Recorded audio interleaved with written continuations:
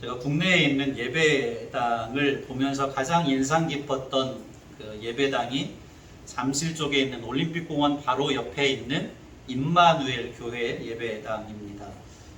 어떻게 건축이 되었냐면 외부가 전부 다 유리로 건축이 되었습니다.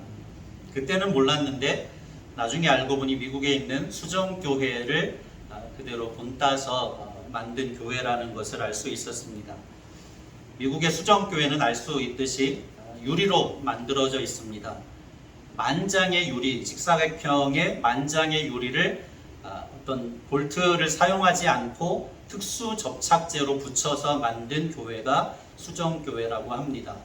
그런데 안타까운 것은 얼마 전에 이 수정교회가 파산이 되어서 어느 단체에게 팔렸다는 이야기를 들은 적이 있습니다.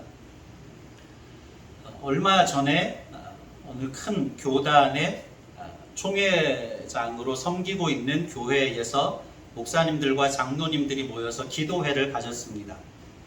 그곳 기도회에 강사로 초빙된 분이 굉장히 많은 사람들이 충격을 받을 수 있는 이야기를 꺼내서 하셨습니다. 무슨 이야기냐면 과연 예배당이 이렇게 크고 이렇게 화려할 필요성이 있는지 모르겠습니다. 그 모여있는 장소는 굉장히 큰, 이름만 대면 누구나 알 수 있는 대형 교회의 예배당이었습니다.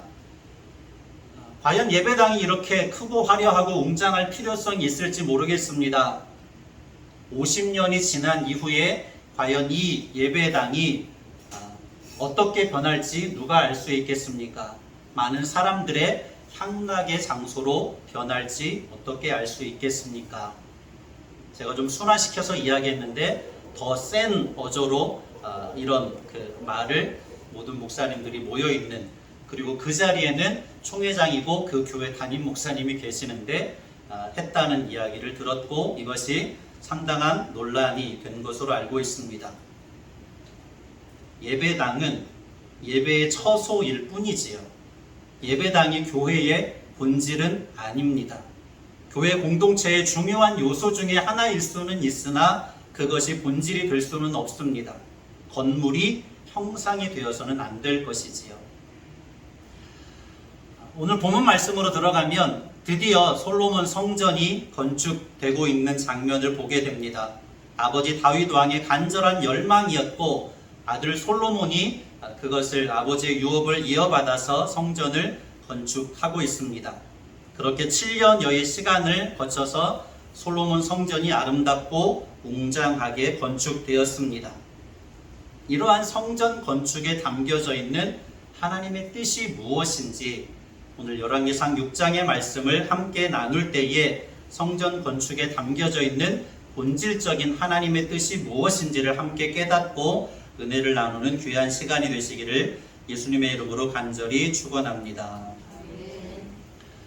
주보의 내용들 함께 보시면 좋을 것 같습니다. 아이러니한 것은 현재 솔로몬 성전이 건축되어 있던 그 모리아산의 그 자리에는 황금돔으로 반짝거리는 이슬람 바위 사원이 세워져 있습니다. 역사 속에서 성경은 3차례 건축이 되었고 3차례 무너져 내렸습니다. 오늘 본문 말씀에 등장하는 솔로몬 성전은 제1성전이라고 하는데 솔로몬에 의해서 건축이 되었고 400여 년 이후에 무너지게 되는 모습을 보게 되어지는데, 먼저 어떻게 성전이 건축되는지의 장면들, 외형은 어떤지 장면들을 오늘 본문 말씀을 통해서 살펴봅니다. 1절을 먼저 볼까요? 1절입니다. 이스라엘 자손이 애굽 땅에서 나온 지 480년이요 솔로몬이 이스라엘 왕이 된 지 4년 19월 곧 둘째 달에 솔로몬이 여호와를 위하여 성전 건축하기를 시작하였더라. 아멘. 출애굽한 이후에 몇 년 만에 480년 만에 성전이 건축되고 있습니다. 그동안은 무엇이 성전의 역할을 했습니까? 모세를 통해서 짓게 하셨던 성막이 성전의 역할을 하고 있었습니다. 성막의 모습이라고 할 수 있지요. 성막은 이 땅에 임하신 하나님의 임재였고 또 하나님의 통치의 핵심이라고 할 수 있습니다. 하나님께서 성막을 통하여서 이 땅에 임재하시는 모습을 보여주었고 백성들과 교제하시고자 하시는 하나님의 뜻을 나타내었고 또 모세를 통하여서 하나님의 통치가 이스라엘 백성들 가운데 임하게 하는 핵심적인 요소가 성막이었습니다. 그 성막이 이제는 솔로몬 시대에 이르러서 무엇으로 대치되고 있는 것입니까? 성전으로 대치되고 있는 것이라고 할 수 있지요. 이동식이었던 성막이 예루살렘이라고 하는 땅의 터를 잡고 건축됨으로 말미암아서 어떤 상징적인 의미를 갖게 되냐면 아브라함 때부터 하나님께서 이스라엘 백성들에게 언약으로 주셨던 그 약속이 성취되었다.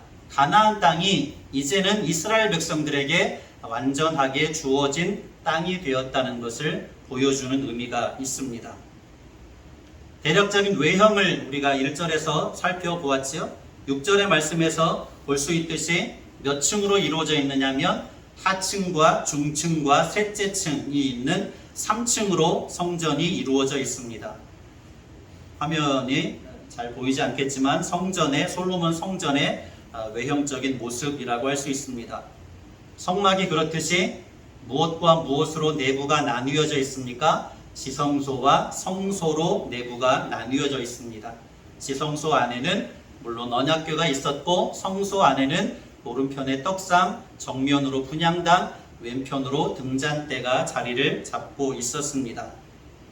한 가지 다른 것은 성전 앞쪽에 주랑이라고 하는 것이 있었습니다. 주랑이 무엇이냐면 벽이 없고 기둥만 있는 현관으로 보시면 되겠습니다. 그리고 환기를 위해서 창문을 내었고 성전 외벽으로는 무엇이 있었냐면 다락과 방이 있었습니다. 성전에 여러 기구들을 보관했고 또 제사장들이 머물기도 했던 그런 역할을 하는 것이 방이었죠. 외형적인 크기가 어떻게 되느냐면 2절에 나와 있는데요. 한번 읽어볼까요? 2절입니다. 솔로몬 왕이 여호와를 위하여 건축한 성전은 길이가 60규빗이요 너비가 20규빗이요 높이가 30규빗이며 성전의 성소 앞 주랑의 길이는 성전의 너비와 같이 20규빗이요 그 너비는 성전 앞에서부터 10규빗이며 아멘.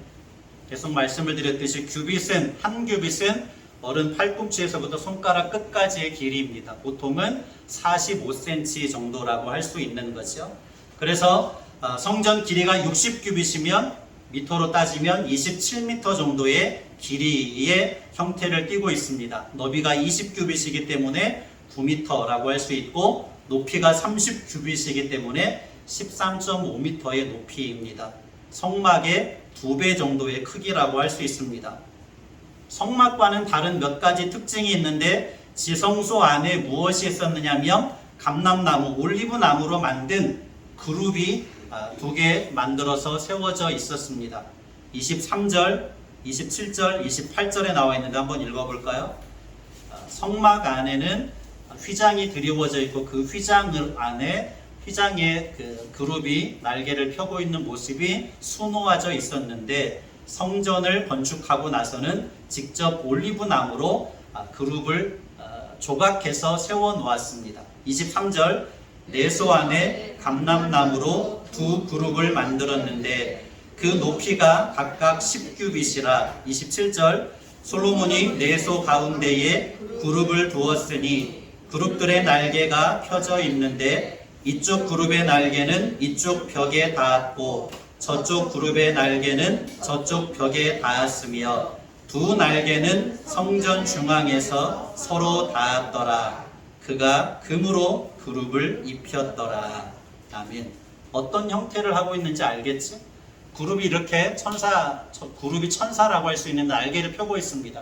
왼쪽은 왼쪽 벽에 닿는 거죠. 오른쪽 날개는 왼편에 서 있는 그룹의 날개, 왼쪽 날개에 닿았고 오른편에 서 있는 그룹의 날개는 오른쪽 벽에 닿았습니다. 바로 그 뒤로 언약궤가 자리를 잡고 있었다고 할 수 있는 거죠. 그리고 역대하 3장에 나오듯이 주랑이 입구에 새겨져 있는데 주랑 앞에 성전의 특징 중에 하나 있지요. 야긴과 보아스라고 하는 큰 2개의 기둥이 세워져 있었습니다. 야긴의 이름의 뜻은 그가 세우실 것이다, 그가 일으키신다라고 하는 뜻이 있고, 보아스는 그 안에 능력이 있다라고 하는 뜻이 담겨 있지요. 그래서 성전은 하나님께서 건축하셨고 일으키셨고 또 하나님의 능력과 위엄이 깃들어 있는 장소라는 의미가 그 안에 담겨 있다고 할 수 있습니다. 한번 찾아볼까요? 역대하 3장 17절입니다. 구약성경 659쪽.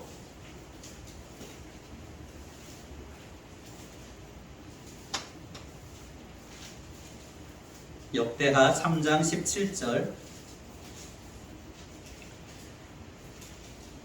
열왕기상 6장에 나와 있는 성전 건축의 이야기는 역대하 3장부터 4장, 5장 이르기까지 성전 건축에 대한 더 자세한 이야기를 하는 것을 볼 수 있는데, 역대하 3장 17절, 구약성경 659쪽 같이요.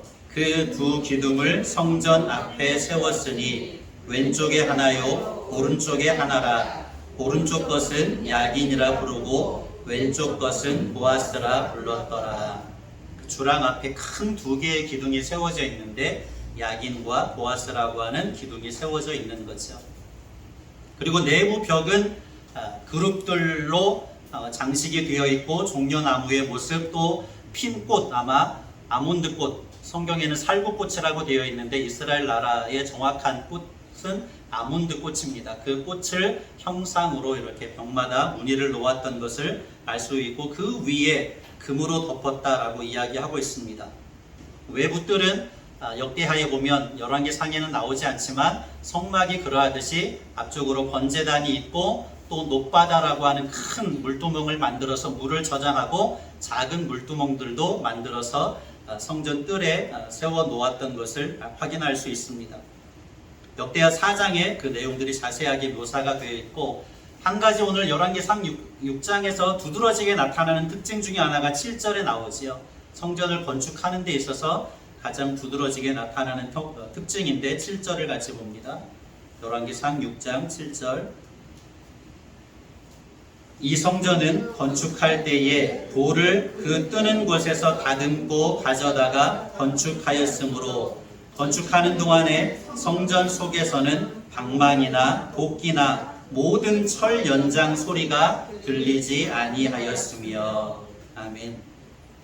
채석장에서 미리 모든 돌과 나무를 다듬어 왔기 때문에 성전 안에서는 철 연장 소리가 전혀 들리지 않았다라고 하는 거죠. 물론 작업의 편리함을 위해서도이겠지만 성경학자들은 성전이 평화와 거룩을 상징하기 때문에 생명을 상할 수 있는 철 연장들을 사용하지 않았던 것으로 이해하고 있습니다. 이렇게 아름답고 웅장한 솔로몬 성전이 언제 완성이 됩니까? 주전 969년에 완성이 됩니다. 그리고 얼마 동안 지속이 될까요? 바벨론에 의해서 성전이 허물어질 때까지 400여 년 동안 지속이 됩니다. 이스라엘 백성들의 신앙과 삶의 중심지 역할을 하는 거죠. 하나님의 통치가 임하고 있는 거룩한 백성이라고 하는 상징적인 역할을 하는데, 그 성전이 이해할 수 없게 400여 년 후에 무너져 내립니다. 바벨론에 의해서 주전 586년에 무너져 내리지요. 열왕기하 25장 9절에서 13절까지를 한번 볼까요? 이 장면에서 바벨론에 의해서 성전이 무너져 내리는 장면을 묘사하고 있습니다. 구약성경 606쪽이네요. 열왕기하 25장 9절에서 13절, 9절과 13절을 보겠습니다.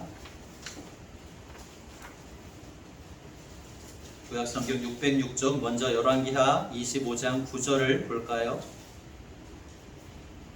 여호와의 성전과 왕궁을 불사르고 예루살렘의 모든 집을 귀인의 집까지 불살랐으며. 아멘. 13절입니다. 갈대아 사람이 또 여호와의 성전의 두 놋기둥과 받침들과 여호와의 성전의 놋바다를 깨뜨려 그 놋을 바벨론으로 가져가고. 아멘. 바벨론에 의해서 느부갓네살 왕 때에 성전이 무너져 내리고 남왕국 유다가 멸망을 당하는 것을 보게 되어지죠. 여호와의 성전, 솔로몬 성전이 하나님의 거룩하심과 능력과 임재를 상징하는 성전이 이스라엘 백성들의 입장에서는 성전이 무너질 것을 상상도 하지 못했지만 그 성전이 허무하게도 400여 년 만에 무너져 내립니다. 첫 번째 성전의 종말이었죠. 그리고 두 번째 성전이 언제 세워질까요? 열왕기상 6장은 첫 번째 성전이 세워지는 이야기를 하는데 두 번째 성전이 바벨론에서 70여 년의 포로 생활을 하고 수룹바벨을 중심으로 이제 포로 귀환을 하게 됩니다. 예루살렘이 황폐화되어 있는 모습을 보면서 황망했겠지요. 그들의 신앙을 다시금 재건하기 위해서 가장 먼저 필요한 것이 무엇이었겠습니까? 예루살렘 성전을 재건하는 일이었습니다. 많은 어려움들이 있었겠지요. 그러나 그 당시에 활동하던 학계 선지자나 스가랴 선지자가 독려했고 수룹바벨을 중심으로 해서 다시금 성전이 재건됩니다. 그러나 솔로몬 성전에 비해서 외형은 초라하기 그지없었지요. 하지만 포로에서 귀환한 이스라엘 백성들이 다시금 공동체성을 가지고 믿음을 재건하고 삶을 재건하는 데에 구심점 역할을 하는 중요한 역할을 하게 됩니다. 그런데 이 수룹바벨 성전도 주전 169년에 어떤 비극을 겪게 되느냐면 수리아의 안티오쿠스 에피파네스라고 하는 왕이 통치할 때에 번제단을 허물어버리고 그곳에 무엇을 세우느냐면 헬라의 제우스 신상을 세우지요. 성전이 아주 모독을 당하는 그런 경우를 보게 됩니다. 그리고 주전 63년여경에 폼페이우스라고 하는 로마의 폼페이우스에 의해서 성전 역시도 무너져 내리게 됩니다. 제2의 성전 수룹바벨 성전이 그렇게 무너져 내리게 되지요. 마지막 제3의 성전이 어떤 성전입니까? 헤롯 대왕에 의해서 세워진 성전입니다. 헤롯 성전이라고 할 수 있죠. 주전 20년경부터 건축이 시작되어서 무려 80년이 넘는 기간 동안 주후 64년까지 성전이 건축됩니다.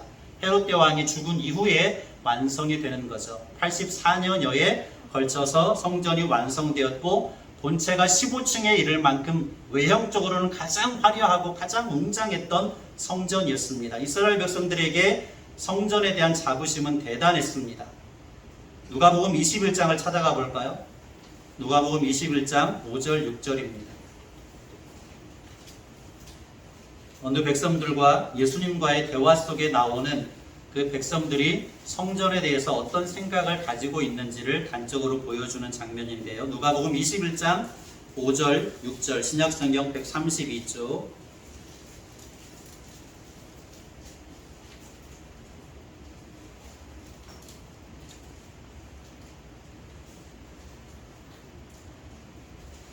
같이 봅니다. 어떤 사람들이 성전을 가리켜 그 아름다운 돌과 헌물로 꾸민 것을 말하매 예수께서 이르시되 너희 보는 이것들이 날이 이르면 돌 하나도 돌 위에 남지 않고 다 무너뜨려지리라. 아멘. 이스라엘 백성들은 웅장하고 화려한 성전에 대한 자부심이 대단했지요. 그 성전이 무너져 내리라고는 꿈에도 생각하지 못했습니다. 그런데 예수님께서 말씀하신 대로 주 70년경에 로마의 티투스라고 하는 디도 장군에 의해서 성전이 무너져 내리게 되는 것을 보게 됩니다. 그 이후에 성전은 다시금 재건되지 못합니다. 주후 2세기경에 로마의 하드리아누스 황제가 성전터에 로마식 신전을 세우지요. 그리고 또 어떤 일이 벌어지냐면 주후 7세기경에 이르러서 현재와 같은 이슬람 사원, 황금돔이 반짝 빛나는 이슬람 사원이 세워지고 지금까지 이어지고 있는 모습을 보게 됩니다. 여기까지가 서론이라고 할 수 있고요. 지금부터 이야기하는 것이 성전에 담겨져 있는 하나님의 뜻이라고 할 수 있는데 분명히 성전은 성막과 성전이 이 땅에 임하신 하나님의 실제라고 할 수 있습니다. 이스라엘 백성들의 신앙과 삶의 가장 중요한 요소였고 중심지였습니다. 그런데 왜 성전은 허물어졌냐라고 하는 거죠. 왜 성전은 허물어졌을까요? 야긴과 보아스라고 하는 이름 속에 담겨 있듯이 성막도 성전도 하나님께서 주도적으로 건축하게 하셨습니다. 그리고 그 위에 하나님의 임재가 있었죠. 하나님의 권능과 위엄이 성막과 성전 위에 임하여 있었습니다. 그런데 왜 하나님의 능력과 위엄이 임재해 있는 성전은 허물어져 내리고 있냐라고 하는 거죠. 이방의 세력들에 의해서 허물어져 내리고 다시금 재건되지 못하고 있느냐라고 하는 거죠. 그 모리아산 성전 산 자리에 지금 무엇이 자리 잡고 있습니까? 황금돔이 반짝이는 이슬람 바위 사원이 자리 잡고 있습니다. 7세기부터 지금까지 흔들림이 없이 굳건히 그 자리를 지키고 있습니다. 일반적인 생각으로 이해할 수 없는 부분이죠. 굉장히 큰 질문이 생겨날 수밖에 없는 그런 내용이라고 할 수 있습니다. 헤롯 대왕에 의해서 건축된 성전은 그만큼 화려하고 웅장했기 때문에 이스라엘 백성들의 생각에 그 성전이 무너져 내리리라고는 꿈에도 생각하지 못했습니다. 그런데 예수님께서 말씀하셨던 것처럼 성전이 주후 64년에 완성이 되어서 몇 년에 멸망하고 허물어져 내립니까? 주후 70년에 무너져 내리게 되죠. 왜 하나님의 성전은 이렇게 허무하게 무너져 내리게 되었을까요? 성전 재건을 위한 그 예루살렘 성지를 탈환하기 위한 노력들이 있었습니다. 중세시대의 십자군 전쟁이죠. 수차례나 그 원정을 가서 예루살렘을 탈환하고 성전을 재건하고자 노력했지만 결국에는 실패로 끝이 나고 맙니다. 오히려 이슬람 바위 사원은 더 황금빛을 뿜어내고 그 자리를 견고하게 세우고 있을 뿐이지요. 오랜 시간 동안 그 자리를 굳건하게 지키고 있습니다. 왜 그럴까요? 하나님의 성전은 무너져 내렸고 이슬람 사원, 이방의 사원은 견고하게 그 자리를 지키고 있느냐라고 하는 거죠. 그것은 건물이 본질이 아니기 때문입니다. 6장에 담겨져 있는 주제는 이것 한 가지로 요약이 됩니다. 어디에서 그것을 알 수 있느냐면 11절로 13절의 말씀에 그 의미를 찾아볼 수 있습니다. 11절로 13절입니다. 열왕기상 6장 11절에서 13절입니다. 같이 볼까요?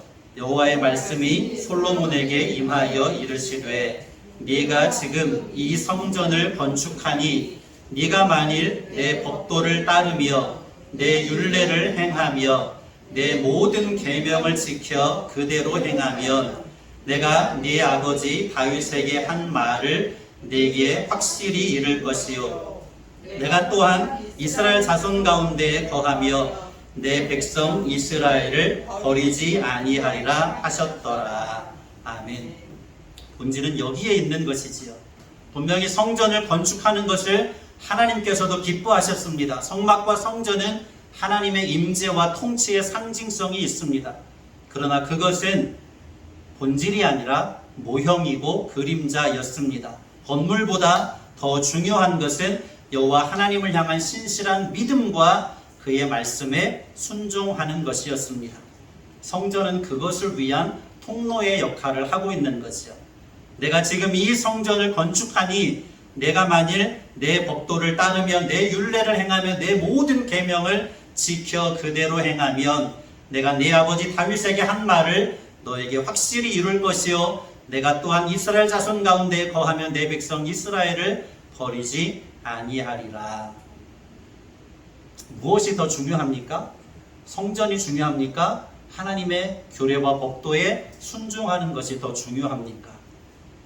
하나님의 규례와 법도에 순종하는 것이 더 중요하지요. 건물을 세워버리는 것으로 끝난 것이 아닙니다. 건물은 하나님의 임재를 상징하는 것이고 우리가 하나님의 거룩한 백성이라고 하는 것을 기억하게 하는 외형적인 장식물에 불과하지요. 그것을 보면서 우리가 하나님의 백성이고 하나님의 명령에 규례와 법도에 순종해야 될 하나님의 부르심 안에 있다는 사실을 기억하고 깨닫는 것이 중요한 것이죠. 그것이 본질이라고 할 수 있습니다. 성전을 짓는 것을 기뻐하셨지만 그것보다 더 중요하게 하나님께서 솔로몬을 향하여서 말씀하는 것은 내 법도를 따르며 내 율례를 행하며 내 계명을 지켜 그대로 행하면 이라고 말씀하는 것입니다. 하나님의 법을 지키며 순종하는 것이 본질이라고 하는 것이지요. 그것은 인생들의 무능함을 드러내고 하나님의 은혜를 향하여서 나아가게 하는 길잡이가 되는 것입니다. 성막과 성전은 결국에 무엇을 향하여 나아가게 하는 길잡이입니까? 예수 그리스도의 십자가를 향하여 나아가게 하는 길잡이입니다. 예수님이 이 땅에 오심으로 말미암아 성전의 역할은 어떻게 된 것입니까? 끝이 난 것입니다. 이것이 본질이지요. 예수님을 믿는 믿음 안에 있는 모든 사람들에게 하나님의 임재가 있고 하나님의 통치를 받아들이고 있기 때문에 그 믿음 안에서, 예수님을 믿는 믿음 안에서 하나님의 통치의 기준인 말씀을 순종하는 삶을 살아가도록 인도하는 길잡이의 역할을 성막과 성전이 해주었다라고 하는 것입니다.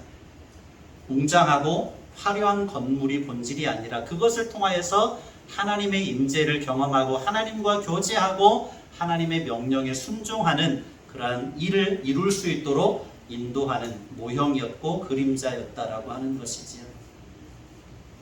고린도전서 3장 16절 17절 성전하면 우리가 반드시 기억해야 될 말씀이지요. 고린도전서 3장 16절과 17절입니다.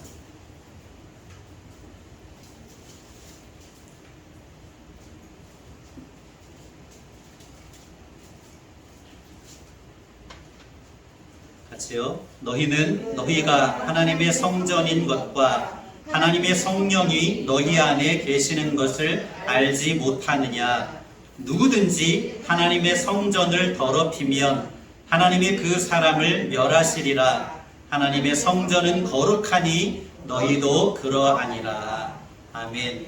무엇이라고 분명하게 이야기합니까? 너희가 무엇이라고요? 하나님의 성전이라고 이야기하고 있습니다. 솔로몬 성전이 완공되었을 때에 어떤 역사가 일어났습니까? 성막이 완성되었을 때와 마찬가지로 여호와의 영광의 구름이 성전 위에 가득히 임하였습니다. 역대하 5장 13절 14절을 찾아가 보지요. 구약성경 661쪽 역대하 5장 13절과 14절입니다.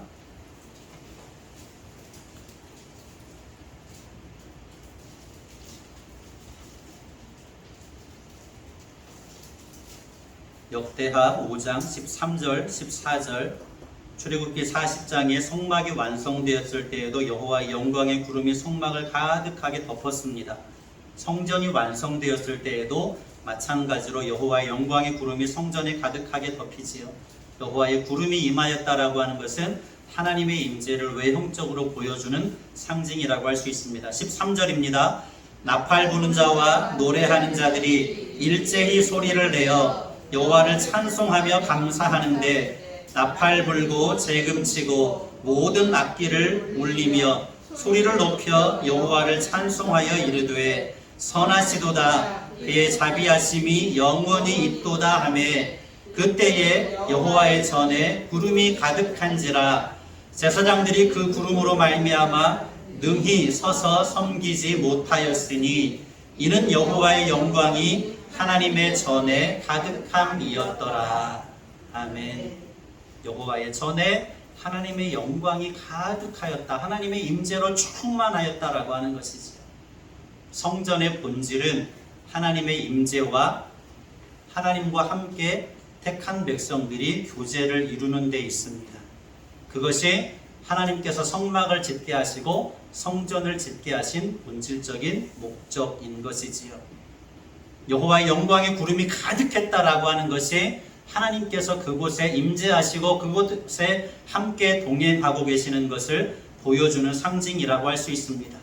여호와의 영광의 구름이 떠나버리면, 하나님의 임재가 떠나버리면 아무리 화려하고 웅장한 성전이라도 그것은 돌덩어리고 나무 조각에 불과한 것이지요. 성전이 의미가 있는 것은 그 안에 하나님의 영광의 구름이 임하기 때문입니다. 하나님의 임재가 있기 때문이지요.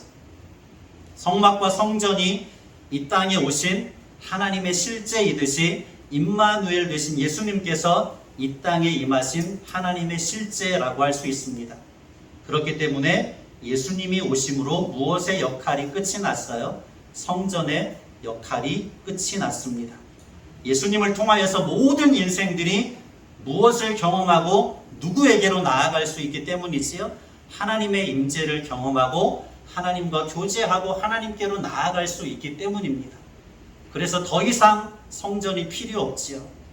우리 안에 성령이 임하시는 우리의 몸이 성전이 되기 때문입니다. 예수님을 믿는 믿음 안에서 하나님께로 언제든지 나아갈 수 있고 언제든지 하나님의 임재로 충만하고 언제든지 하나님과 친밀한 교제를 이루어갈 수 있기 때문이지요. 다시 본문으로 돌아와서 12절과 13절을 같이 읽으면서 정리하고 마치겠습니다. 12절, 13절입니다. 열왕기상 6장 12절, 13절.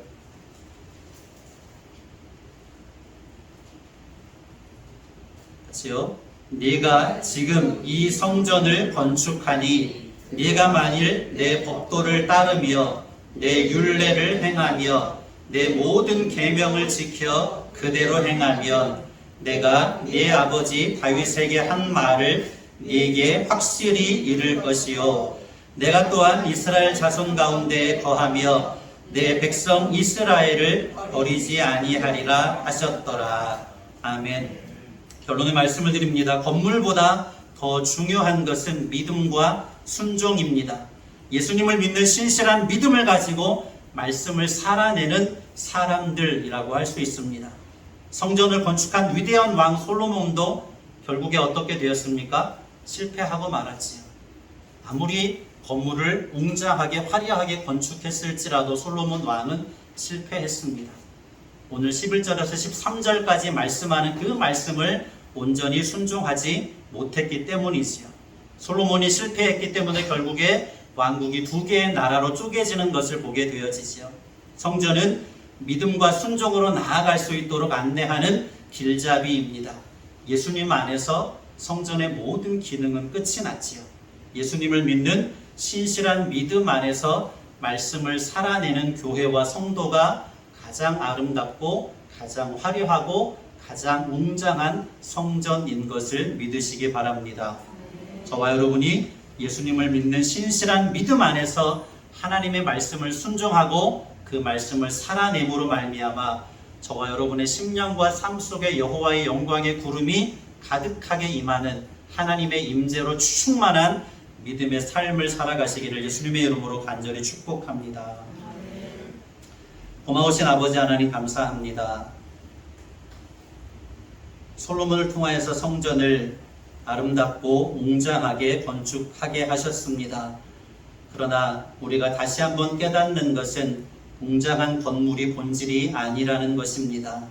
하나님과 관계이며 하나님을 신뢰하는 믿음 안에서 그 말씀을 살아내는 것이 참된 성전의 모습인 것을 다시 한번 깨닫사오매 우리 목양교회와 모든 권속들이 하나님의 성령이 임하는 성전으로서 예수님을 믿는 믿음 안에서 말씀에 순종하고 말씀을 살아내는 삶을 통하여서 우리 안에 임하신 하나님의 임재로 충만한 아름답고 거룩하고 웅장한 성전의 모습으로 지어져 가게 하여 주시옵소서. 간절히 간구하옵고 예수님의 이름으로 기도드립니다. 아멘.